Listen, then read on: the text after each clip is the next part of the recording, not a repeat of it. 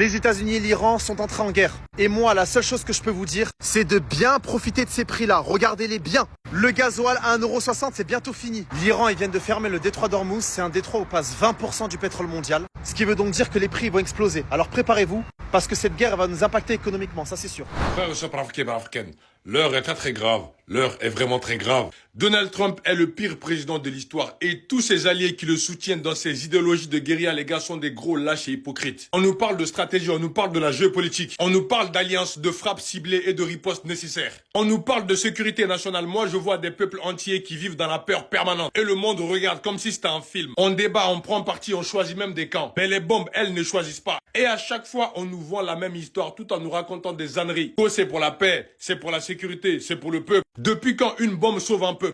Depuis quand une guerre rapporte la liberté? Depuis quand ceux qui fabriquent des armes deviennent des sauveurs? Le monde brûle et les dirigeants parlent de calcul stratégique. Ce qui est encore plus violent dans cette histoire, c'est d'expliquer à une mère que la géopolitique valait plus que la vie de son fils, les gars. C'est une dinguerie. On parle du Moyen-Orient, des tensions et des alliances historiques. Mais on ne parle jamais assez des peuples pris en otage par les décisions qui les dépassent. On ne parle pas de cette logique où la guerre devient une habitude, où des frappes avec des missiles deviennent une routine, où la mort devient une statistique. Pendant que les grandes puissances s'affrontent directement et indirectement, les crises s'enchaînent. On a Gaza, l'Iran, l'Irak, le Soudan, l'Haïti, la Libye et le Congo RDC qui est oublié depuis des décennies. Mes frères et sœurs, la question qu'on devrait se poser, c'est pourquoi certaines vies comptent plus que d'autres? Pourquoi certaines guerres font la une et d'autres sont enterrées dans le silence? Mais attention, ce ne sont pas les peuples qui sont le problème. Le problème, c'est cette mécanique froide du pouvoir. Cette machine qui transforme les conflits en stratégie. La souffrance en communiqué de presse et la guerre en discours. Les gars, c'est une dinguerie. On nous pousse à haïr, à choisir un camp aveuglement, à croire que la violence répond à la violence. Mais la vraie révolution, elle commence ailleurs. Elle commence quand on refuse d'applaudir les bombes. Quand on refuse de déshumaniser les peuples. La vraie force, ce n'est pas d'avoir plus de missiles, mais d'avoir plus de conscience. Parce qu'une escalade militaire ne s'arrête jamais là où elle commence. Elle traverse des frontières, elle crée des exodes, elle crée des générations traumatisées, elle crée des cicatrices qui durent des décennies. On ne vit pas dans un jeu vidéo, mes frères et sœurs. On vit dans un monde où chaque décision militaire a un visage humain. Et si quelque chose doit être renversé, ce n'est pas un peuple contre un autre. Cette logique où la guerre est toujours la réponse la plus rapide. La révolution aujourd'hui, ce n'est pas crier plus fort que les autres. C'est oser dire qu'aucune vie ne vaut moins qu'une autre. Aucun enfant ne mérite d'être un dommage collatéral. Aucune nation n'est au-dessus de l'humanité. Le monde n'a pas besoin de plus de missiles, il a besoin de courage moral. Et ça commence par refuser la haine, même quand la colère est immense. Vive la paix dans le monde. Panafricain, la vie à la mort ici, ça ne bougera jamais. Le détroit d'Ormuz vient d'entrer dans une zone rouge. L'Iran affirme que les pétroliers peuvent encore passer à l'exception des navires américains qui sont donc désormais considérés comme des cibles potentielles. Dans le même temps, la réalité en mer est beaucoup plus tendue. Un pétrolier battant pavillon des Palaos a été touché près de la péninsule de Moussandam à l'entrée même du détroit. Alors l'équipage a été évacué et 4 marins auraient été blessés. Résultat, des compagnies maritimes suspendent leur trajet et des dizaines de tankers attendent au large sans oser entrer. Le problème, je vous le disais dans une précédente vidéo, c'est que le détroit d'Ormuz est l'artère énergétique vitale du monde car environ un cinquième du pétrole mondial y transite, donc 20%. Et alors, même sans fermeture officielle, si les navires refusent d'y passer, eh bien, le détroit est bloqué de facto. Et ça pourrait clairement déclencher la prochaine crise pétrolière mondiale, faisant bondir les prix du pétrole. Dites-moi dans les commentaires ce que vous en pensez. Est-ce qu'on est proche d'une crise pétrolière mondiale? Vos avis dans les commentaires. Le président iranien annonce que le conseil assurant la transition du pouvoir a débuté. Ce conseil est chargé d'assurer la transition du pouvoir jusqu'à la désignation d'un nouveau guide suprême. L'Iran affirme clairement qu'ils ne se soumettront jamais, n'accepteront aucune réédition et combattront l'ennemi jusqu'au bout. L'opération américano-israélienne, pensée de manière brutale et cynique pour provoquer un changement de régime à Téhéran, a tout simplement échoué. La mort ou l'absence du guide suprême ne suffira ni à faire s'effondrer l'État, ni à effacer le système, encore moins une idéologie enracinée depuis des décennies. On ne renverse pas un gouvernement, ni une vision du monde, à coups de bombes, de drones, ou de débats télévisés, ou même de frappes de décapitation. Le ministre iranien des Affaires étrangères le rappelle sans ambiguïté. Les institutions de l'État demeurent intactes. La chaîne de commandement fonctionne, et un nouveau guide suprême pourrait être désigné dans un délai d'1 ou 2 jours. Il précise que le système est conçu pour survivre aux hommes, pour survivre après le guide suprême, car le gouvernement s'était préparé en conséquence si le guide mourait. Côté américain, l'incertitude domine. Un responsable proche de Donald Trump reconnaît que Washington ignore encore comment la disparition du guide Ali Khamenei pourrait affecter les capacités militaires iraniennes ou la nature de sa riposte. En clair, la stratégie du chaos n'a pas produit l'effondrement espéré. Le système politique iranien est très original parce qu'il combine le principe théocratique avec le principe démocratique. Il combine le principe théocratique avec le principe démocratique parce que c'est un régime à 3 niveaux. Le niveau le plus bas, ce sont les assemblées populaires, intégrant les guides de toutes les corporations. Le niveau intermédiaire, c'est le niveau du gouvernement qui est issu d'élections parlementaires. Le président de la République iranienne est issu d'un processus électoral. Et le niveau spirituel est incarné par la personne du guide de la révolution, qui lui-même préside un conseil des sages de la révolution. Donc c'est un régime qui est constitué de 3 couches. La couche la plus élevée, c'est le guide suprême de la révolution, qui s'inspire de l'interprétation chiite de la révélation coranique. Il s'appelle aujourd'hui Ali Khamenei, et le premier grand guide suprême spirituel de cette révolution s'appelait l'Ayatollah Ruhollah Khomeini. Deuxième niveau, le pouvoir du gouvernement, dirigé par le président de la République. Là, c'est Mahmoud Pezeskian. Il est élu par le peuple iranien. Et le troisième niveau, les assemblées populaires qui sont élues par le peuple iranien. Donc, c'est un régime qui combine le principe de la théocratie, c'est-à-dire l'inspiration de l'islam chiite, et le principe de la démocratie, c'est-à-dire l'émanation de la volonté du peuple. Voilà l'équilibre dont est fait ce régime. C'est ce régime qui a conduit les Iraniens à avoir 11 200 $ par personne par an. Je vous mets au défi d'aller regarder le produit intérieur brut dans tous les pays africains. En moyenne, le produit intérieur brut en Afrique est de 2500 $ par an par habitant. L'Iran, c'est 11 200 $ par habitant. C'est ce régime qui a placé le pays à la 28e position mondiale dans le cadre du produit intérieur brut. C'est ce régime qui a donné à ce pays un indice de développement humain qui est l'un des plus élevés de la planète. Et c'est ce pays qui est devenu aujourd'hui l'une des plus grandes puissances technologiques qui est au monde, avec une armada d'ingénieurs, de techniciens de très haut niveau qui donne à l'Iran une bonne partie de sa puissance industrielle et de sa puissance militaire actuelle. Donc, il faut déjà que les Africaines et les Africains se débarrassent de l'image qui leur est donnée de l'Iran. À savoir, l'image d'un pays qui serait archaïque, un pays sauvage, un pays barbare, un pays arriéré, un pays ténébreux. Ce n'est pas vrai. L'Iran est une république extrêmement puissante.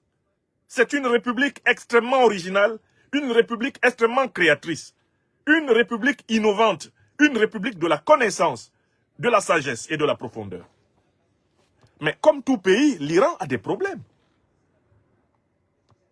Il a des problèmes parce que les aspirations de ces populations ne sont pas entièrement satisfaites par le gouvernement. Et c'est le cas de tous les pays du monde. Mais ce que vous devez savoir, c'est qu'en réalité, à partir de 1979, dès lors que la révolution iranienne a instauré le nouveau régime et mis fin à la monarchie corrompue et soumise, vassale de l'impérialisme occidental des Reza Pahlavi, l'Iran a été placé sous sanction par les États-Unis et l'ensemble des puissances occidentales de l'OTAN. De 1979 jusqu'à ce jour, les États-Unis et l'ensemble des puissances occidentales de l'OTAN ont tout fait pour empêcher l'Iran de fonctionner. Dans les années 80, les États-Unis et les pays de l'OTAN ont financé l'Irak de Saddam Hussein pour mener une guerre criminelle avec l'utilisation d'armes chimiques contre l'Iran. Une guerre de près de 10 ans qui s'est achevée à peine à la fin des années 80. Vous vous en souvenez. La guerre Iran-Irak, c'est une guerre instrumentalisée par la CIA, instrumentalisée par l'OTAN pour renverser le régime iranien. Les sanctions économiques, sanctions diplomatiques, sanctions de toutes sortes infligées par les États-Unis à l'Iran sont l'une des raisons des difficultés économiques, l'une des raisons des difficultés politiques dans lesquelles l'Iran se trouve actuellement. Et de telle façon que vous devez comprendre que, en fait, on se retrouve dans un cercle vicieux. Les États-Unis d'Amérique et leurs alliés occidentaux font tout pour que l'Iran ait des problèmes. Quand l'Iran a des problèmes et que sa population se révolte contre le gouvernement, parce que ces problèmes ne sont pas résolus, les mêmes pays occidentaux menacent d'attaquer l'Iran. Attaquent l'Iran pour le punir parce qu'il ne résout pas les problèmes que les Occidentaux ont créés. Est-ce que vous comprenez le cercle vicieux dans lequel ce pays se retrouve? C'est un pays qui peut fonctionner. C'est un pays qui peut satisfaire les besoins de sa population, à condition qu'on ne l'agresse pas. Or, on l'agresse. Au moins depuis 1979, ce pays est constamment agressé par les États-Unis et leurs alliés. Donc ce pays est contraint d'être en guerre permanente pour maintenir sa souveraineté, en guerre permanente pour entretenir son modèle de civilisation, en guerre permanente pour maintenir, sa prospérité. Et ceux-là même qui lui font la guerre, c'est-à-dire qui le mettent dans les difficultés, lui reprochent de ne pas pouvoir résoudre les difficultés qu'il lui crée. Est-ce que vous comprenez? Africains, est-ce que vous comprenez ce qui se passe en Iran? Je suis là ce matin pour vous aider à comprendre. Ce sont ceux-là même qui créent des problèmes à l'Iran, qui disent maintenant qu'ils vont à nouveau attaquer l'Iran pour punir l'Iran de n'avoir pas résolu les problèmes qu'ils lui ont lui-même créés. Astaghfirullah. On peut faire ça à l'homme? Qui empêche l'Iran de commercialiser tranquillement son pétrole et son gaz? Ce sont les États-Unis. Et quand l'Iran se retrouve en difficulté financière pour satisfaire les besoins de la jeunesse, de sa jeunesse, qui est derrière cette jeunesse, pour l'encourager à se révolter contre le gouvernement? Ce sont les mêmes États-Unis et leurs alliés occidentaux.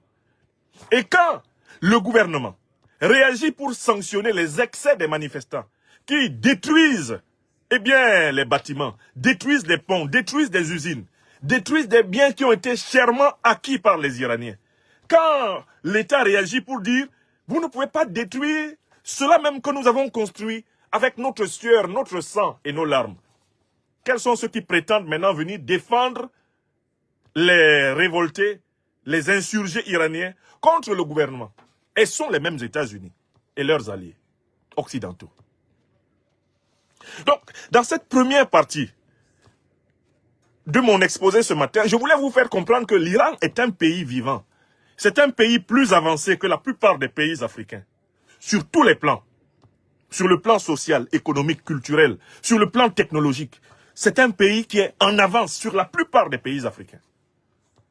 Donc déjà, il ne faut pas les regarder comme les Occidentaux veulent nous les faire regarder. Ce ne sont pas des sauvages, ce ne sont pas des ignares, ce ne sont pas des attardés. C'est l'un des peuples les plus géniaux qu'il y ait sur la terre. On leur en veut parce qu'ils refusent de se soumettre au diktat de l'Occident.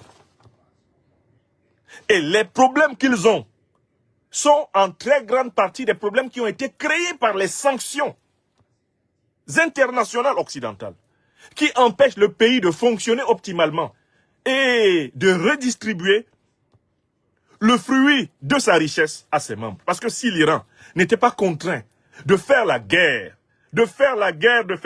pour survivre depuis 1979, je suis sûr que le produit intérieur brut iranien ne serait pas simplement de 11 200 $ par an par habitant, il serait facilement de 100 000 $ par an et par habitant.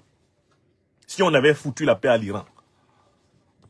Et ce sont ceux qui emmerdent l'Iran, qui l'empêchent justement de fonctionner de façon optimale pour son propre peuple, qui viennent maintenant à nouveau dire « Nous allons attaquer l'Iran parce que l'Iran n'a pas été capable de résoudre les problèmes que nous lui avons créés. » Je viens, je te coupe le courant chez toi. Et ensuite, je reviens te punir parce que tu n'as pas d'électricité. Voilà ce que fait l'Occident. Il vient, il t'inocule une maladie incurable. Et comme tu souffres de cette maladie incurable, il décide de te punir parce que tu n'es pas capable de te guérir. Voilà ce que fait l'Occident. L'Occident te crée des problèmes. Et quand il te crée des problèmes et que tu as du mal à trouver des solutions, il te punit parce que tu ne trouves pas des solutions aux problèmes qu'il t'a créés. Voilà ce que fait l'Occident. Les mêmes qui sont à l'origine de la déstabilisation de l'Iran veulent punir l'Iran parce que l'Iran combat la déstabilisation. Est-ce que vous comprenez? On peut donc passer à la deuxième partie.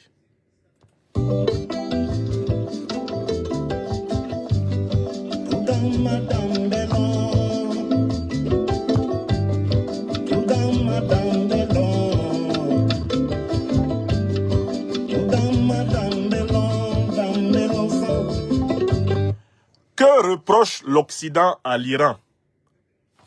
Quel est le fond du différend, du conflit entre l'Occident et l'Iran? Vous devez distinguer, mes chers amis, les raisons apparentes avancées par l'Occident des raisons réelles que nous allons révéler. Les raisons apparentes avancées par l'Occident, c'est que l'Iran ne pratique pas la démocratie. Première raison.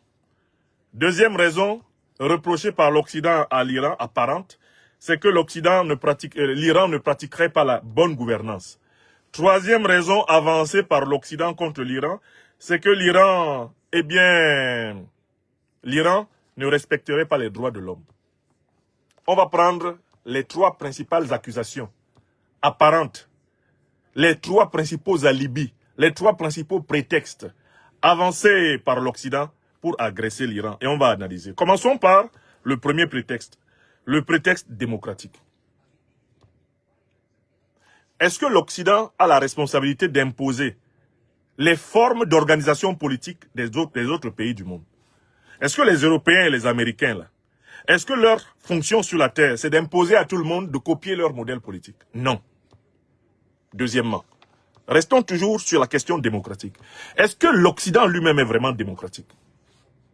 Je veux dire, ici en Europe, l'endroit d'où je vous parle, il y a 12 monarchies. Vous voulez que je les cite pour ceux qui ne savent pas qu'il y a des monarchies ici? C'est-à-dire des pays dont le chef de l'État n'est pas élu. Je commence à citer quelques monarchies. La Belgique, c'est une monarchie. Quand par exemple vous commencez à travailler dans un institut de l'État belge, on vous fait signer un document dans lequel vous acceptez que vous ne critiquerez jamais le roi. La Belgique, ici à côté, là à côté, c'est une monarchie. Les rois des Belges là, qui entre autres ont coupé 20 millions de bras au Congo, de la fin du 19e à la première moitié du 20e siècle, ils n'ont jamais été élus. Les rois de Belgique n'ont jamais été élus. Le Danemark, c'est une monarchie. Les rois du Danemark n'ont jamais été élus. Le Royaume-Uni, c'est une monarchie. L'Angleterre. Les rois d'Angleterre n'ont jamais été élus. Les Pays-Bas sont une monarchie. Les rois des Pays-Bas n'ont jamais été élus. La Suède est une monarchie. Les rois suédois n'ont jamais été élus. On continue. L'Espagne est une monarchie.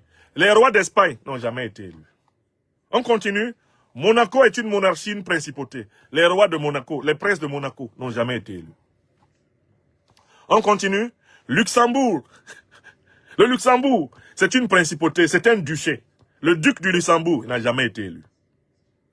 Il y a 12 pays européens, occidentaux, qui sont des monarchies. On a ajouté dessus constitutionnel. Mais des monarchies quand même. Voici des gens qui veulent imposer leur démocratie, leur soi-disant démocratie à la terre entière, alors qu'ils ont 12 monarques chez eux qui n'ont jamais été élus. Et ils ne les ont pas détrônés. Donc, que vaut la prétention de l'Occident à imposer sa soi-disant démocratie dans le monde entier, alors qu'il ne se l'est même pas imposé à lui-même, intégralement? Prétention nulle. Tu ne peux pas dire aux autres de faire ce que toi-même, tu ne fais pas. Tu ne peux pas imposer aux autres ce que toi-même, tu ne t'imposes pas. Ne faites point aux autres ce que vous ne voudriez pas que les autres vous fassent. Ils veulent parler de démocratie. Mais écoutez, c'est la démocratie qui leur a donné le droit d'esclavagiser des centaines de millions de Noirs, d'exterminer des dizaines, des centaines de millions d'Indiens d'Amérique. C'est la démocratie. C'est la démocratie qui leur a permis de massacrer, lors des colonisations, des centaines de millions d'Africains, d'Asiatiques, d'Américains. C'est la démocratie. Si c'est ça la démocratie, on n'en veut pas. Parce que pour nous, qui analysons l'histoire et le comportement des démocraties, des soi-disant démocraties occidentales dans le monde, nous voyons plutôt à l'œuvre un phénomène que nous avons appelé la démocratie. Il faut mettre N entre O et C. Et vous avez le vrai concept qui décrit la pratique des soi-disant démocraties occidentales dans l'histoire humaine de ces 600 dernières années. Rien qu'à prendre les 600 dernières années. L'Occident qui se prétend démocratique est en même temps, comme l'a révélé un certain monsieur Nicolas Sarkozy, la partie la plus sauvage et la plus barbare de l'humanité. Monsieur Sarkozy, venez ici. Quel est le continent le plus sauvage et le plus barbare que l'humanité, eh bien, que l'humanité ait jamais connu? Venez ici, monsieur Sarkozy, vous-même, vous êtes un parfait sauvage et barbare. Mais quel est le continent le plus brutal? Je vais vous dire une chose. Oui, allez-y, allez-y. L'Europe, oui, de tous les continents du monde, très bien, est le continent le plus brutal, très bien, où il y a eu les guerres les plus sauvages. Voilà. C'est pas l'Afrique, c'est pas l'Asie. Bon, oui. C'est l'Europe. Merci, monsieur Sarkozy, c'est bon. C'est un fait historique. Le continent qui a semé le plus de guerres sur la Terre, qui est à l'origine même des 2 dernières guerres mondiales, c'est l'Europe, c'est l'Occident. Le continent est la partie de l'humanité qui a lancé 2 bombes atomiques sur un pays sur la Terre. C'est l'Occident, à travers la puissance qui le gouverne, les États-Unis d'Amérique. Hiroshima et Nagasaki. D'accord? La partie du monde qui a le plus saigné l'humanité, c'est l'Occident. C'est un fait scientifique. Le dire, ce n'est pas appeler à la haine, c'est appeler à la prise de conscience. La barbarie politique sur cette terre est d'abord le fait de l'Occident politique. Donc, la démocratie occidentale est un thème, est un motif, est un prétexte qui ne convainc plus personne de sérieux. Personne ne prend au sérieux leur prétention à instaurer la démocratie chez les autres. On sait que ce n'est qu'un alibi. Prenons le second alibi pour lequel ils attaquent l'Iran. Ils veulent attaquer l'Iran parce que pour eux, l'Iran ne pratiquerait pas la bonne gouvernance. Mais la question est la suivante. Mais si l'Iran ne gouverne pas bien, c'est le problème de qui? Est-ce que c'est le problème des Américains? Est-ce que c'est le problème des Anglais? Est-ce que c'est le problème des Européens?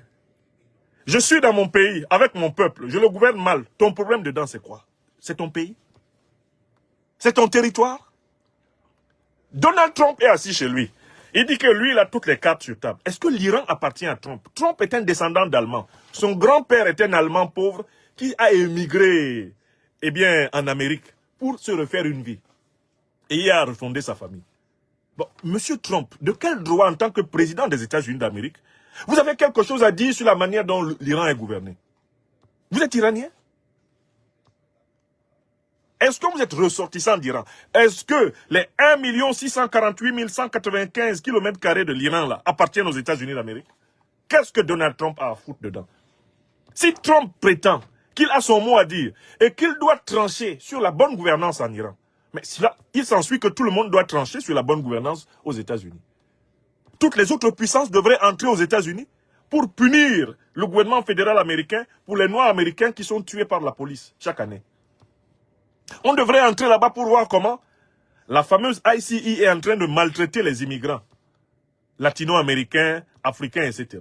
On devrait entrer là-bas pour les punir pour toutes les bavures qu'ils commettent contre leur propre population. Par exemple, les millions d'Américains qui sont abandonnés à la dépendance à la drogue. Les millions de sans-abri qu'il y a à travers les États-Unis. Il faudrait alors que les autres puissances du monde bombardent les États-Unis pour les obliger à bien traiter leurs populations les plus vulnérables. Est-ce que vous voyez l'absurdité d'un tel raisonnement? Comment le monde peut-il s'habituer à ce que les Occidentaux prétendent qu'ils ont leur mot à dire dans les affaires de tout le monde, mais que tout le monde n'a rien à dire dans leurs affaires?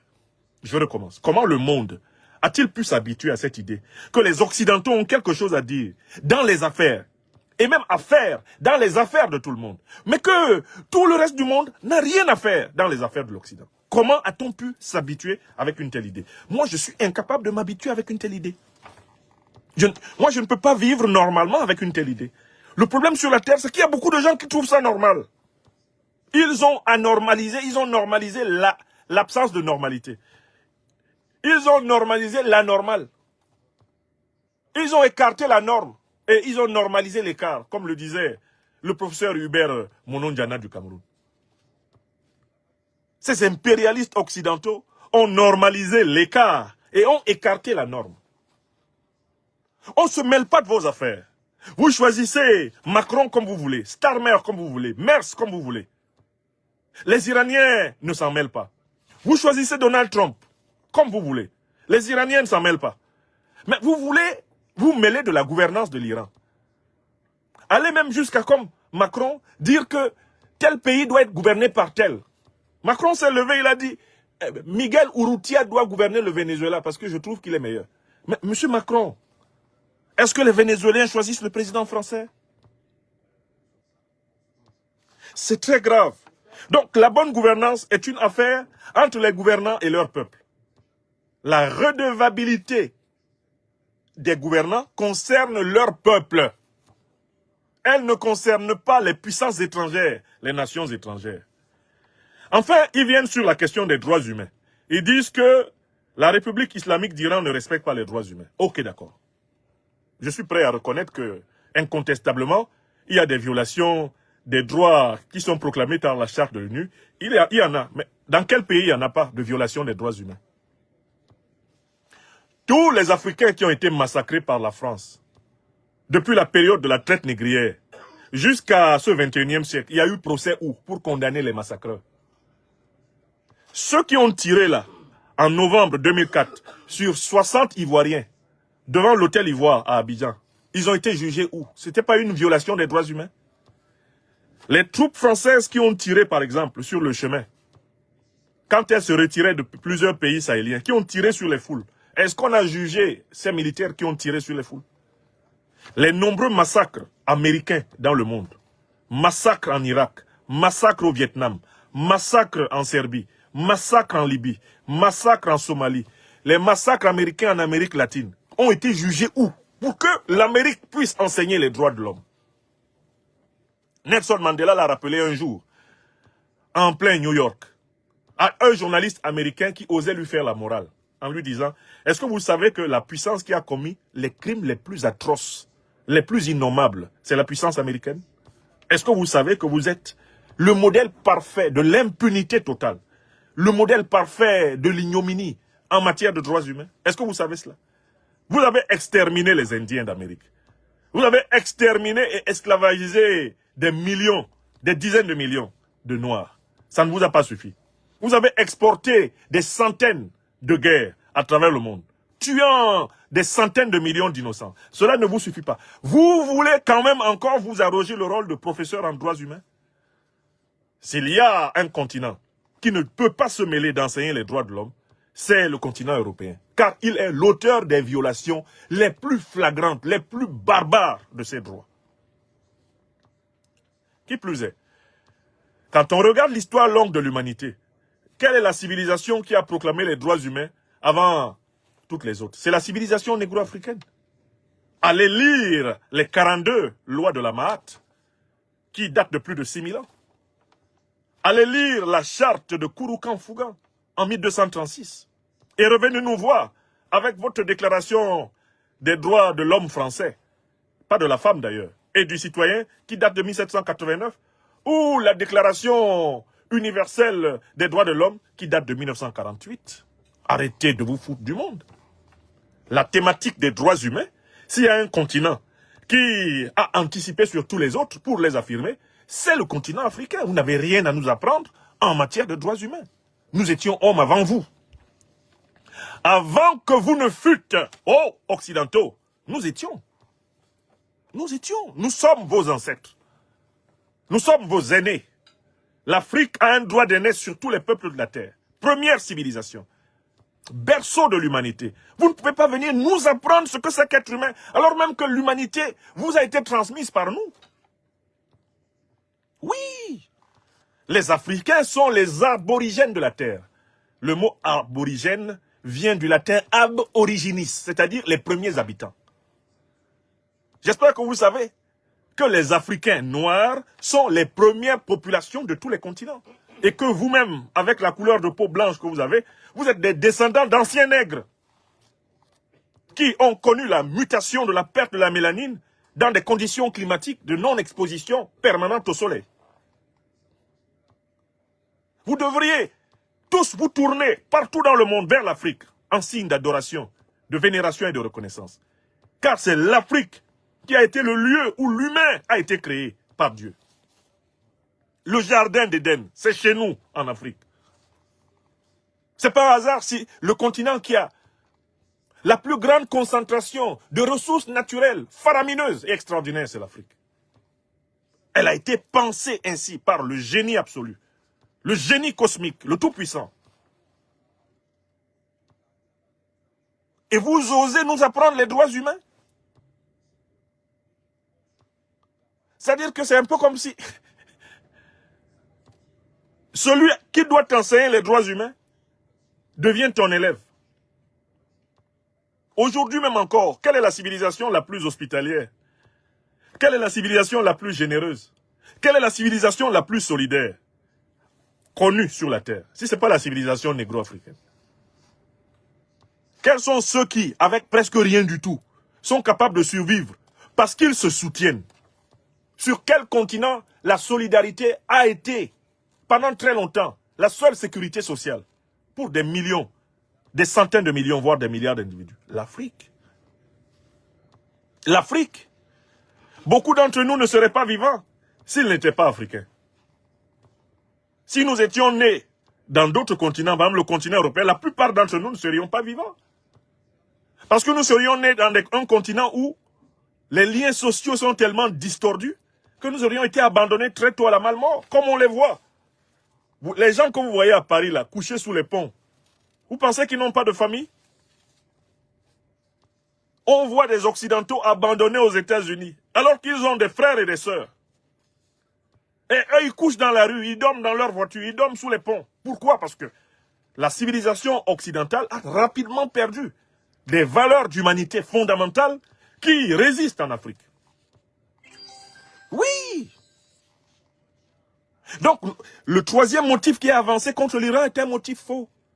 La société iranienne a davantage à enseigner ce que c'est que l'humanité à la société occidentale que la société occidentale n'a à enseigner aux Iraniens. Les Iraniens, ce sont des Perses. C'est une ancienne civilisation. Une civilisation érudite. Une civilisation remplie de connaissances et de sapience. Les plus grands théologiens occidentaux, se retrouvant face à l'ayatollah, eh bien, Ali Khamenei, savent qu'ils ont affaire à un super docteur de la théologie. Moi, j'ai assisté à un dialogue, à une discussion entre le pape Benoît XVI et l'ayatollah Ali Khamenei. La discussion avait eu lieu à l'université catholique de Paris. Entre les deux chefs, l'un de l'église catholique, l'autre chef de l'islam chiite. Mais c'était monumental. La démonstration de sapience, d'exégèse et de connaissance des textes sacrés de l'ayatollah Khamenei, elle était incomparable. Il était au-dessus de Benoît XVI, qui est pourtant un triple docteur de l'église catholique. Donc il ne faut pas prendre les Iraniens, comme on dit chez nous à Abidjan, ça ne fait rien. C'est un pays puissant, avec des cerveaux géniaux, des docteurs à foison, des ingénieurs. Ils sont pointus partout. Ils sont pointus à mort. Le monde a beaucoup à prendre de l'Iran, il ne faut pas détruire l'Iran. Si la terre est belle, c'est parce qu'il y a des nations comme la nation iranienne. Or, les Américains et leurs alliés occidentaux veulent détruire l'Iran. Donc, les trois motifs qui sont avancés. Oh, ils ne sont pas démocrates. C'est faux. Vous-même, vous n'êtes pas démocrate. Vous êtes démocrate. Démocrate. Vous êtes sur le pouvoir du démon. Parce que vous mentez matin, midi et soir, dirigeants occidentaux. Vous mentez. Vous mentez. Vous mentez. Vous ne respirez que le mensonge. Vous avez prétendu que Saddam Hussein détenait des armes de destruction massive. Vous l'avez tué, vous l'avez pendu. On s'est rendu compte que vous mentiez. Vous avez prétendu que Kadhafi était en train de génocider son peuple. C'est faux. On a découvert dans vos propres emails que c'est parce qu'il créait une monnaie qui allait supplanter le dollar, l'euro et le CFA. Vous mentez tous les jours. Vous prétendez que Maduro était un narcotrafiquant. À peine l'avez-vous kidnappé que vos propres juges disent c'est faux. Narcotrafiquant là, non, là par contre, non, non. Il n'est pas narcotrafiquant. Après, Donald Trump sort carrément, grossièrement pour dire le pétrole vénézuélien est à nous. Vous êtes des menteurs, dirigeants occidentaux. Et maintenant, la planète tout entière le sait. C'est ça le problème. Avant, la planète ne le savait pas. Puisque vous contrôliez les grands médias et que vous tambouriniez vos mensonges dans le crâne des milliards d'humains. Maintenant, par la révolution numérique et des réseaux sociaux, vous ne contrôlez plus le contenu des crânes. Vous ne contrôlez plus le mental de la Terre. L'Esprit de Dieu souffle où il veut, comme le vent. Voilà votre problème. Alors, donc, les trois raisons qui sont avancées sont des raisons fausses. Ce n'est ni pour la démocratie, ni pour la bonne gouvernance, ni pour les droits humains que l'Occident, à la tête duquel les États-Unis s'attaquent à l'Iran. Ce n'est pas cela. La vraie raison, les vraies raisons, les voici. J'en ai trouvé 4. Première raison fondamentale économique, ce sont les réserves pétrolières et gazières de l'Iran. Et on en veut à l'Iran parce que l'Iran refuse de vendre son pétrole maintenant en dollars. L'Iran vend son pétrole dans sa propre monnaie et il est en train de vendre son pétrole dans la monnaie de ses partenaires, c'est-à-dire en roubles, en yuan.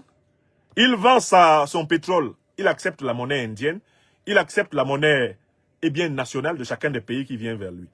Donc on en veut à l'Iran parce que l'Iran est l'un des acteurs de la dédollarisation, c'est-à-dire de la perte d'influence du dollar. Il faut savoir que le dollar est une monnaie qui a été créée et qui vit essentiellement de la richesse de tous les autres pays du monde. Puisque, à travers ses 835 bases militaires, la puissance américaine impose à tous les pays du monde d'utiliser les dollars pour commercer. Or, dès lors que vous utilisez les dollars, en fait, vous financez l'économie américaine. Parce que dans la moindre transaction, au crédit ou au débit que vous faites en dollars, eh bien, les États-Unis perçoivent une ristourne. Dans la moindre transaction que vous faites en dollars, le dollar, c'est en quelque sorte un poste douanier qui est placé sur toute la Terre. Dès que vous achetez ou vous vendez en dollars, les États-Unis réceptionnent, une marge. Et dès que vous n'achetez plus et vous ne vendez plus en dollars, le dollar perd de son crédit, il perd de sa valeur. C'est la raison pour laquelle on attaque maintenant, c'est la raison pour laquelle on attaque maintenant l'Iran. C'est exactement la raison pour laquelle on attaque le Venezuela. Le Venezuela s'était mis à vendre son pétrole, non plus en dollars, mais en pesos vénézuéliens, en roubles russes, en yuan chinois, en rial iranien, etc. C'est la raison pour laquelle Trump attaque. L'Occident attaque, pourquoi? Parce que l'Occident n'a pas de pétrole, il n'a pas de gaz. Et il tient à avoir un approvisionnement quasi gratuit dans ces matières premières stratégiques qui sont la condition du fonctionnement de son industrie. Voilà la première raison. La seconde raison, c'est que l'Iran a refusé de se soumettre, comme les autres nations à dominance musulmane, l'Iran a refusé de se soumettre à l'hégémonie américaine. Vous le savez très bien, l'Arabie Saoudite, le Qatar, les Émirats Arabes Unis, l'essentiel des monarchies pétrolières du Golfe ont abandonné leur souveraineté entre les mains des États-Unis qui les occupent militairement et qui ont dicté le fait que le pétrole ne devait se vendre qu'en dollars. C'est le fameux deal qui a fondé l'alliance entre les États-Unis d'Amérique et le Royaume d'Arabie Saoudite qui s'applique à toutes ces monarchies du Moyen-Orient. Ce deal dit ceci, vous devez laissez acheter ou vendre votre pétrole, en dollars. En échange, nous vous assurons une protection militaire. Et jamais vous ne serez attaqué. Voilà le Moyen-Orient. Le Moyen-Orient est essentiellement composé de monarchies. Pourquoi les États-Unis d'Amérique n'imposent-ils pas la démocratie en Arabie Saoudite? Pourquoi n'imposent-ils pas la démocratie au Qatar, aux Émirats Arabes Unis? Pourquoi est-ce qu'ils n'imposent pas la démocratie au Bahreïn? Parce que tous ces pays leur sont soumis. Et qu'ils vendent leur pétrole en dollars et font les 4 volontés des États-Unis qui les occupent militairement. Vous comprenez? Donc, en fait, ce sont des pays qui sont là pour créditer le dollar. Ce sont des pays qui, globalement, vendent leur richesse pour renforcer la richesse américaine. Est-ce que vous comprenez? L'Iran a refusé d'entrer là-dedans. De telle façon que les États-Unis d'Amérique et l'Occident dominent en réalité l'islam sunnite. D'ailleurs, c'est grâce à cette domination sur l'islam sunnite qu'ils ont été capables de créer des organisations terroristes issues de cet islam sunnite notamment, comme Al-Qaïda et l'État islamique. Ce sont des groupes de mercenaires de coloration sunnite qui sont sous le contrôle de l'OTAN et des États-Unis. Et qui ont été créés dans ces conditions-là. L'Iran, quant à lui, pratique une branche de l'islam qui descend du gendre du prophète de l'islam, qui s'appelait Ali. Et cette branche de l'islam, qui est née donc d'une rupture avec une partie de l'islam sunnite, s'appelle le chiisme, du mot arabe shi'a, qui veut dire ceux qui se sont séparés. Ce chiisme iranien, eh bien, unit en quelque sorte donc les Iraniens, les Syriens alaouites, comme les Assad qui étaient au pouvoir en Syrie, et le Hezbollah, que l'on retrouve au Liban. Or, que ce soit le Hezbollah libanais, que ce soit les Alaouites de Syrie, hein, proches donc du régime ancien des Assad, ou que ce soit eh bien, les chiites d'Iran qui sont au pouvoir avec la révolution iranienne, ils refusent de se soumettre eh bien, à l'Arabie saoudite, ils refusent de se soumettre aux sunnites, et par ricochet, refusent de se soumettre à la domination américaine, à la domination occidentale. Vous avez compris? C'est parce que l'Amérique et l'Occident veulent continuer à contrôler l'islam, comme ils le contrôlent à travers leurs vassaux, les Saoudiens, les Qataris et consorts, qu'ils combattent l'Iran. Ils combattent l'Iran, parce que les chiites ne se sont pas soumis à Washington. Est-ce que vous comprenez? Très bien. Ça, c'est la deuxième raison. Le contrôle est bien de l'islam. Et son instrumentalisation trouve une limite en Iran. L'Iran résiste au contrôle de l'islam par l'Occident. Troisième raison. On en veut à l'Iran parce que l'Iran refuse de se soumettre au monde unipolaire, dirigé par les États-Unis. Et au cœur des États-Unis, le lobby, eh bien, juif, le lobby israélien. L'Iran refuse de se soumettre et affirme son droit à la souveraineté. Il affirme son droit à la souveraineté et adhère par conséquent à la dynamique du monde multipolaire, aux côtés de la Russie, de la Chine, aux côtés de l'Inde, aux côtés de l'Afrique du Sud, aux côtés de l'Alliance des États du Sahel, aux côtés du Venezuela, aux côtés de Cuba, aux côtés de la Colombie, de la Bolivie, du Brésil. Toutes ces puissances qui émergent et qui disent « nous ne voulons plus nous soumettre au diktat des Occidentaux ». L'engagement fort de l'Iran dans le monde multipolaire, l'engagement fort de l'Iran dans les BRICS, c'est cela qui lui vaut l'agressivité américaine et occidentale. Parce que le succès des BRICS, le succès du monde multipolaire signifie la fin de l'hégémonie de l'Occident.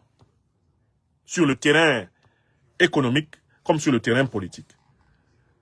Et il y a une quatrième raison pour laquelle ils en veulent à l'Iran, c'est que l'Iran veut exercer totalement sa souveraineté. Notamment, l'Iran veut exercer totalement sa souveraineté en passant du nucléaire civil au nucléaire militaire. Pourquoi l'Iran a-t-il intérêt à aller vers le nucléaire militaire? Parce que si l'Iran possède la puissance nucléaire militaire, il ne sera plus attaquable aussi aisément qu'il l'a été depuis plusieurs décennies. Pourquoi les États-Unis ne bombardent-ils pas la Corée du Nord? Parce qu'ils savent que la Corée du Nord est capable de bombarder les États-Unis.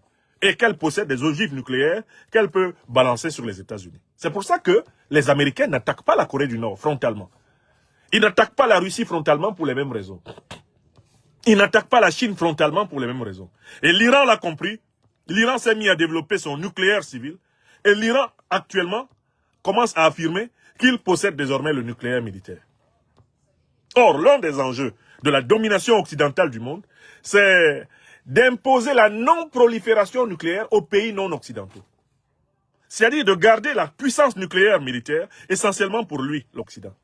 Et d'empêcher les autres pays du monde, africains, latino-américains, les pays asiatiques, d'accéder à la puissance nucléaire.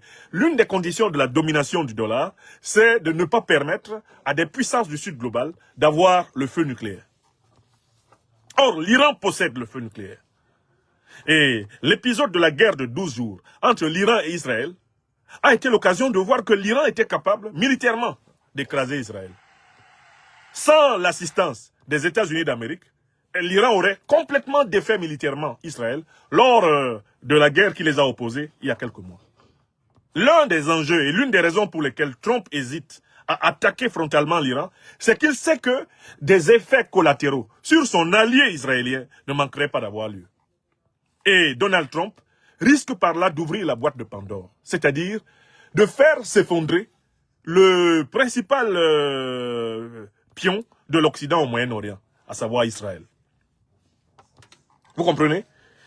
Et enfin, j'ai trouvé une cinquième raison pour laquelle ils en veulent aux Iraniens.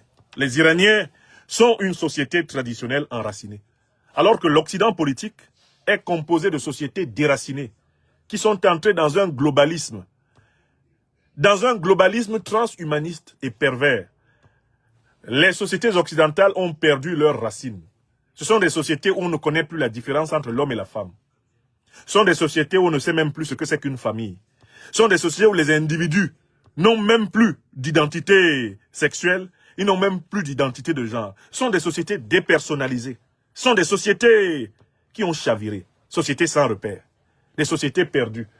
Je lisais, et je vous en parlerai plus tard, le dernier livre de l'ancien chef d'état-major des armées françaises, le général Pierre de Villiers, qui appelle la France à reprendre la main sur ses armes. Et le général Pierre de Villiers dit que l'une des raisons de la faiblesse et du déclin et de l'effondrement de la France, c'est la perte des valeurs de civilisation traditionnelle, la perte des repères. L'Occident, comme la France en particulier, sont des espaces dans lesquels les enfants grandissent bourrés dans leur crâne par des idées confuses, qui leur sont enseignées par des adultes eux-mêmes qui ne savent plus qui ils sont. Oui! Et on en veut à l'Iran parce que l'Iran n'est pas entré dans la vulgate. La vulgate dépersonnalisatrice, la vulgate de la perversion, la vulgate de la confusion, la vulgate de la dilution de la famille traditionnelle humaine, que l'Occident veut présenter comme une évolution, que l'Occident veut présenter comme vraiment l'accomplissement suprême de l'humanité. Alors même que, au même moment, on voit que la démographie occidentale s'effondre à cause de ça. On voit que les jeunes couples ont du mal à fonder des familles et à faire des enfants à cause précisément de toute cette indécision qui règne sur ce que c'est qu'être un homme, ce que c'est qu'être une femme, ce que c'est qu'être une famille. On voit très bien cela, mais on continue la tête baissée. L'Iran refuse de se soumettre à cette domination de la perversion. On en veut à l'Iran parce que c'est un pôle de résistance contre la destruction de la famille humaine traditionnelle. Est-ce que vous comprenez? Voilà la cinquième raison pour laquelle l'Occident veut faire tomber l'Iran. Je reprends les raisons. L'Occident veut mettre la main sur les réserves pétrolières et gazières de l'Iran. L'Occident veut en réalité dominer l'islam chiite, comme il domine l'Occident sunnite, l'islam sunnite, qu'il manipule à travers ses organisations de mercenaires terroristes, Al-Qaïda et l'État islamique. Troisième raison, l'Occident en veut à l'Iran pour sa contribution à la création du monde multipolaire, la création des BRICS, c'est-à-dire en réalité la fin de l'hégémonie économique, politique, diplomatique, de l'Occident sur le monde. Quatrième raison, l'Occident en veut à l'Iran parce que l'Iran est en marche vers la souveraineté géostratégique, géopolitique totale, notamment avec le contrôle du nucléaire civil vers le contrôle du nucléaire militaire. Il ne faut pas que l'Iran en arrive là parce qu'on ne pourra plus le piller, on ne pourra plus le bombarder, on ne pourra plus le terroriser. Cinquième raison, l'Occident en veut à l'Iran parce que l'Occident a perdu ses traditions. L'Occident est tombé dans un globalisme déraciné, alors que l'Iran est l'une des grandes civilisations enracinées du continent. L'Iran conserve ses racines perses et pratique un islam original, l'islam chiite, qui n'a rien à envier à l'islam sunnite et qui a le droit d'exister, comme toutes les nuances de la belle religion islamique, dans la tolérance et le respect mutuel des différences. La deuxième partie de cette conférence s'est ainsi achevée. Vous avez compris les vraies raisons. Ce n'est pas la démocratie, la bonne gouvernance et les droits de l'homme, allégués par l'Occident, qui sont les causes de son agression contre l'Iran. C'est d'ailleurs très marrant d'imaginer que Donald Trump aime le peuple iranien. Qui peut croire en cela? Qui est assez fou pour croire que Donald Trump aime les Iraniens? Il aime tellement les Iraniens, qu'il est prêt à faire une guerre pour eux. Qui croit cela? Personne de sérieux, ni aux États-Unis, ni en Europe, ni en Afrique, ni en Asie, ni dans les îles des océans Atlantiques et Indiens. Personne de sérieux ne peut croire que Donald Trump soit tombé amoureux du peuple iranien. C'est aussi marrant de dire cela que de croire que Donald Trump s'est mis à bombarder la région de Sokoto au Nigeria parce qu'il est amoureux du peuple chrétien du Nigeria. pour défendre les chrétiens nigériens? Donald Trump, dont le christianisme est davantage proche du crétinisme que de la loi d'amour, serait-il prêt à venir sacrifier des soldats américains pour protéger des chrétiens nigériens? Mon œil, personne n'y croit. Le même qui nous a dit que l'Afrique était un shithole country. Hein? Le même qui a mis en place une politique d'immigration pour chasser le maximum d'étrangers non blancs du sol américain. Il peut dire à qui qu'il l'aime. Sont bien naïfs les Iraniens qui se donnent la mort en espérant que Donald Trump puisse les magnifier, qu'il les glorifie et qu'il les récompense. Bien naïfs, bien nuls sont-ils, qui espèrent la protection de leur ennemi principal. Celui même qui sabote l'Iran. C'est celui-là qui prétend protéger les victimes de son sabotage. Venons-en à la troisième partie de notre conférence, et c'est la conclusion, les leçons pour l'Afrique. Qu'est-ce qu'on en tire? Qu'est-ce qu'on tire de tout ceci? C'est très important, toujours, de faire un retour sur nous-mêmes.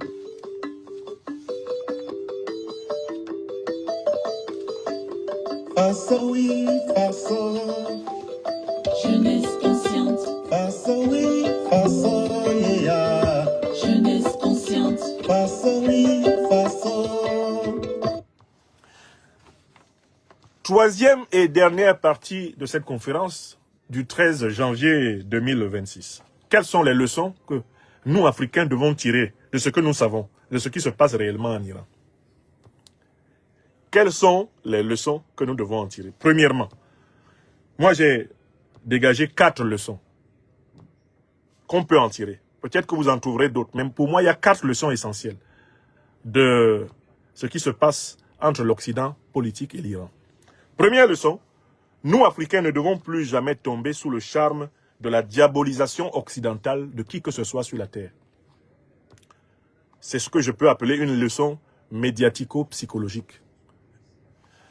Plus jamais les Africains ne doivent tomber sous le charme des campagnes de diabolisation initiées par les grandes puissances impérialistes occidentales. Parce que nous en avons été victimes plusieurs fois. Nous sommes passés par des erreurs d'appréciation. Parce que pendant longtemps, nous étions drogués par les médias occidentaux qui monopolisaient la circulation de l'information et ainsi pouvaient s'adonner sans difficulté à la désinformation. Souvenez-vous de comment on nous a fait détester Ceausescu avant de le tuer. Souvenez-vous de comment on nous a fait détester Kadhafi avant de le tuer. Souvenez-vous de comment on nous a fait détester Saddam Hussein avant de le tuer. Souvenez-vous comment on nous fait détester. On nous a fait détester Maduro avant de le kidnapper. Souvenez-vous de comment on nous a fait détester Yasser Arafat tout au long de sa vie. Souvenez-vous de comment on nous a fait détester Kadhafi. Comment on nous a fait détester Sankara. Comment on a tout fait pour nous faire détester Nelson Mandela. Comment on a tout fait pour nous faire détester les Ruben Umniobe, les Boganda, avant de les éliminer. Souvenez-vous de comment on nous a fait détester Ernesto Che Guevara avant de le tuer. Amilcar Cabral avant de le tuer. Nous avons suffisamment d'exemples de leaders du Sud global qui ont été diabolisés copieusement par les campagnes criminelles de l'Occident avant d'être éliminés. Et au moment où ils étaient éliminés, certains d'entre nous avaient la faiblesse de penser que c'était bien fait pour eux. La première leçon que l'Afrique doit noter, c'est que quand l'Occident pointe un dirigeant dans ce monde et le présente comme le diable, il faut d'abord par précaution méthodologique et épistémologique soutenir d'abord ce dirigeant. Parce que quand l'Occident vous déteste, cela veut justement dire que vous êtes opposé à ses intérêts néocolonialistes et impérialistes. Ça, c'est la leçon numéro 1. Quand j'ai vu la campagne de diabolisation orchestrée par les grands pays occidentaux contre l'Iran, j'ai compris que l'Iran avait raison. Parce que cela m'a rappelé toutes les campagnes similaires orchestrées par les grands pays occidentaux contre des dirigeants du Sud global qui, finalement, étaient innocents de ce dont on les accusait. Donc, qu'on ne reprenne plus jamais les Africains en train de répéter les dictées diabolisatrices des dirigeants résistants du monde, des dictées rédigées par l'Occident dans ses officines mensongères propagandistes des officines d'intoxication. Donc, il ne faut pas relayer. La campagne mensongère que les États-Unis d'Amérique et leurs alliés occidentaux sont en train de mener contre l'Iran, il ne faut pas la relayer. Il ne faut pas la relayer parce que, en fait, ils diabolisent le régime iranien, mais ils ne peuvent pas expliquer pourquoi le régime iranien a produit un pays qui est plus solide que la plupart des pays qu'ils soutiennent. Bon, si l'Iran ne vaut rien, comment ont-ils réussi à faire que le PIB par habitant de l'Iran soit supérieur pratiquement au PIB par habitant dans tous les pays africains? Comment ils ont fait? Alassane Draman Ouattara, ce suppôt du néocolonialisme français et de l'impérialisme occidental qui est en Côte d'Ivoire, comme Biya Paul, suppôt du néocolonialisme français, de l'impérialisme occidental au Cameroun, ils ne sont pas capables d'avoir plus de 4 000 $ par habitant de PIB. Hein? L'Iran est à 11 200 $. Si l'Iran ne valait rien, comment vos meilleurs élèves, vos élèves préférés en Afrique ne sont même pas capables de faire la moitié de ce que fait l'Iran? Hein? Et il faut résister à ça. Deuxième leçon pour l'Afrique. Nous devons apprendre à juger de la popularité d'un leader politique et des leaders politiques du monde entier, non pas du point de vue des puissances extérieures, mais du point de vue du degré de mobilisation intérieure du peuple par rapport au régime. Or là, si vous comparez les images que l'Occident nous montre de la mobilisation contre le régime iranien aux images réelles de la mobilisation du peuple iranien pour le régime iranien, vous vous rendrez compte scientifiquement que la mobilisation des Iraniens pour soutenir le régime est supérieure à la mobilisation des Iraniens pour renverser le régime, pour combattre le régime. Hier, seulement dans Téhéran, c'est plus de 3 millions d'Iraniens qui sont sortis pour marquer leur soutien à leur régime. La presse occidentale ne va pas faire un écho de ces mobilisations monstres, infiniment supérieures à celles des insurgés soutenus par les États-Unis et globalement l'Occident. Or, le vrai critère d'appréciation du degré de popularité du régime iranien, ce n'est pas ce que racontent ceux qui diffusent les images des révoltés de l'opposition, mais c'est la comparaison de ces images des révoltés de l'opposition avec les mobilisations en soutien au pouvoir. Objectivement, quand je prends les images des révoltés de l'opposition et que je les compare aux images de la mobilisation des partisans du pouvoir, je constate que le pouvoir iranien est infiniment plus populaire que ne le pensent les médias occidentaux. Donc, le bon critère, c'est de sonder de l'intérieur. Ne nous laissons plus dicter la définition de celui qui est populaire par la manipulation médiatique occidentale. Intéressons-nous aux critères de comparaison interne à chacun des pays. Et à ce moment, nous verrons l'ampleur de la mystification. Deuxième leçon, la popularité ne se juge pas de l'extérieur, mais de l'intérieur. Troisième leçon, et c'est extrêmement important pour l'Afrique. L'Afrique doit, en regardant ce qui se passe en Iran, se prémunir contre les révolutions télécommandées par l'Occident. L'Occident était un spécialiste des révolutions télécommandées. Par exemple, ce qu'on a appelé le printemps arabe. Par exemple, ce qu'on a appelé la révolution orange. Ce sont des révolutions télécommandées par les services d'intoxication occidentaux. Et l'Afrique doit s'attendre à ce que ce type de révolution lui soit, infligée. Des révolutions télécommandées de l'extérieur, ayant pour but de positionner à la tête d'un pays des suppôts des intérêts étrangers. Les révolutions néocolonialistes, des révolutions impérialistes. L'Afrique, à force d'observer ce qui s'est passé en Iran, ce qui s'est passé en Irak, ce qui se passe au Venezuela, ce qui s'est passé en Libye, l'Afrique doit être maintenant prémunie. Les peuples et les dirigeants africains doivent travailler à anticiper sur les tentatives de fabriquer des révolutions artificielles qui ne sont pas l'expression des aspirations profondes du peuple. Alors, comment se prémunir contre les révolutions télécommandées? Mais dès lors que vous voyez qu'une révolution tire essentiellement sa légitimité du discours occidental, il faut savoir qu'elle est télécommandée.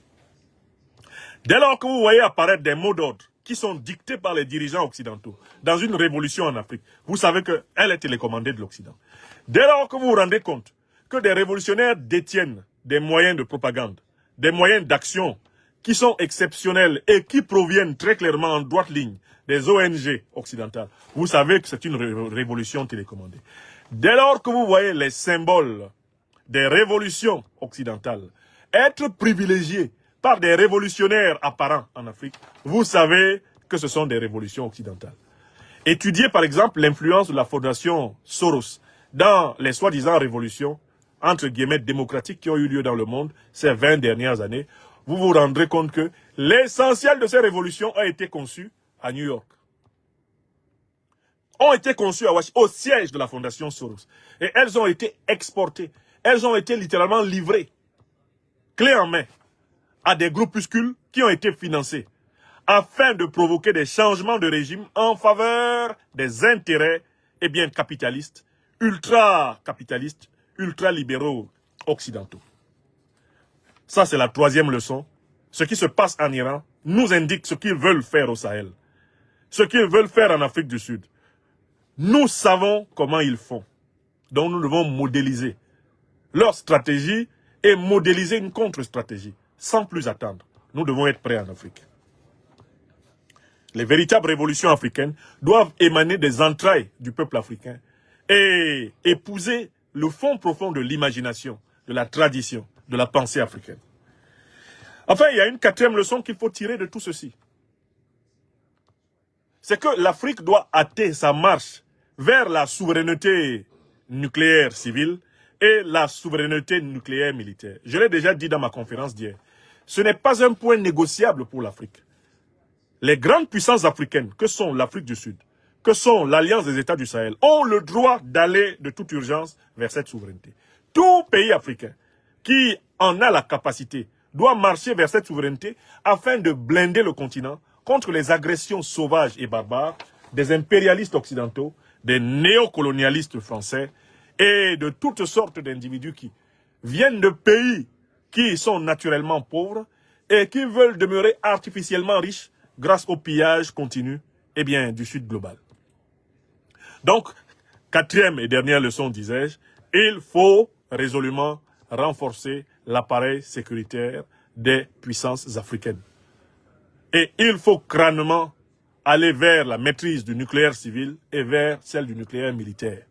Si on veut être dans la situation de Kim Jong-un, de Poutine, de Xi Jinping, la situation de Modi, si on veut être dans la situation des puissances que l'Occident ne s'empresse pas d'agresser délibérément, nous, Africains, devons crânement assumer notre devoir de construire de véritables puissances. Voilà les leçons qu'on peut tirer de l'Iran. Et j'espère que cette conférence vous aura été bénéfique et que ceux d'entre vous qui s'étaient laissés endormir et flattés par la propagande occidentale contre l'Iran vont se réveiller, mieux s'éveiller, à travers notre analyse. Il est 12h35 ce jour.